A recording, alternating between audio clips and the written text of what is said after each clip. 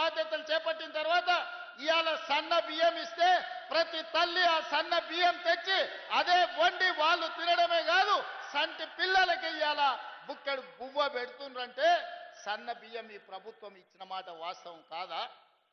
ఇవాళ ఉండడానికి కట్టుకోవడానికి పేదవాడికి ఇల్లు వచ్చిందంటే ఇల్లు కట్టుకోవడానికి 5 లక్షల రూపాయలు ఉచితంగా మీకు ఇచ్చిన మాట వాస్తవం కాదా అని చెప్పి నేను ఈరోజు మిమ్మల్ని అడుగుతున్నా.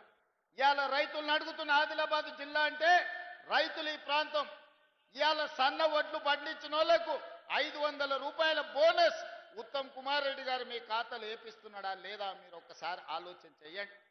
ఇవాళ పేదలకు ప్రతి పేదవాడి ఇంటికి భూమి ఉన్నోడికి వ్యవసాయానికి ఉచిత కరెంటు ఉంది, కానీ భూమి లేని నిరుపేద ఇంటి బిల్లు కడుతున్నాడు. మరి ఇవాళ మీ అందరికీ 200 యూనిట్ల వరకు 50 లక్షల కుటుంబాలకు 50 లక్షల ఇళ్లకు ఉచితంగా కరెంటు మీ ఇంటికి వస్తుందా లేదా మీరు ఇంటికి వెళ్ళి లైట్ వేసినప్పుడు ఒక్కసారి ఆలోచన చెయ్యండి.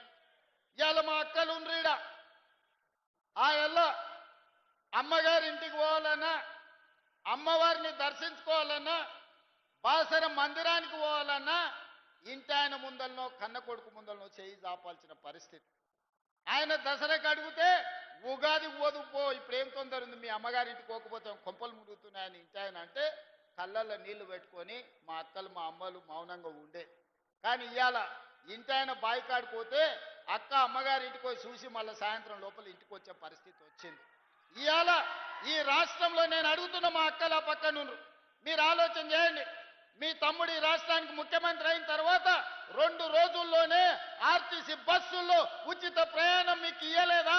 రాష్ట్రం నలుమూలల అమ్మగారింటికే కాదు భద్రాచలం రాముల వారిని దర్శించుకోవాలన్నా యాదగిరిగుట్ట లక్ష్మీ నరసింహస్వామిని దర్శించుకోవాలన్నా ఇవాళ మీరు ఉచిత బస్సు ప్రయాణంలో చేస్తలేరా?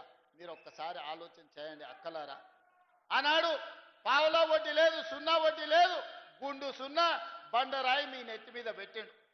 ఇవాళ స్వయం సహాయక సంఘాలకు 27,000 కోట్ల రూపాయలు ఇవాళ సున్నా వడ్డీ మీద లోన్లు ఇస్తే ఇవాళ మా ఆడబిడ్డల చేతుల నగదు ఆడుతున్నాయి.